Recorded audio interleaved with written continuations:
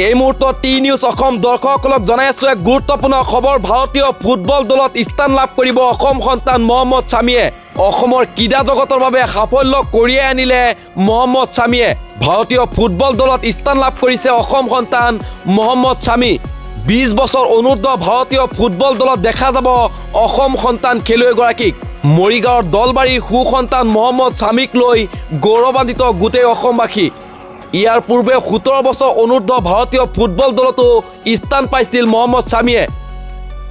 Indonesia, Thailand, ভূটানত অনুষ্ঠিত আন্তঃৰাষ্ট্ৰীয় ফুটবলত মহম্মদ শামীয়ে বুটলিছিল সফলতা। ভাৰতীয় ফুটবল দলত মিডফিল্ডাৰ হিচাপে দেখা যাব অসম সন্তান মহম্মদ শামীক। দিল্লীৰ সুদেবা একাডেমীত 2021 পৰা মহম্মদ শামীয়ে লৈছিল প্ৰশিক্ষণ। অসম সন্তান মহম্মদ শামীক আপুনিও জনাওক শুভেচ্ছা। অসমৰ ক্ৰীড়া জগতৰ বাবে সাফল্য কঢ়িয়াই আনিছে অসম সন্তান মহম্মদ শামীয়ে।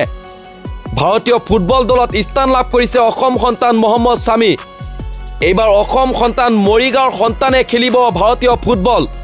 ভাৰতীয় ফুটবল দলত স্থান লাভ কৰিছে মৰিগাঁৱৰ অসম সন্তান মহম্মদ শামীয়ে।